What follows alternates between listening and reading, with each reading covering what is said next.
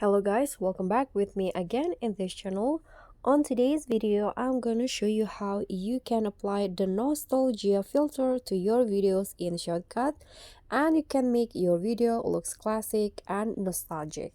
So here I've already imported the video, and you can just go straight to filter and swipe through the category until you find the nostalgia category. So here there are four options. You can just choose between these four that you think fits your needs the best. So I'm going to use probably the NOS 3.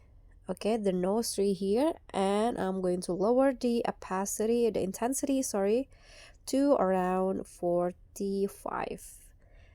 And after that, click on the check icon. Now it will be applied to the video that you add.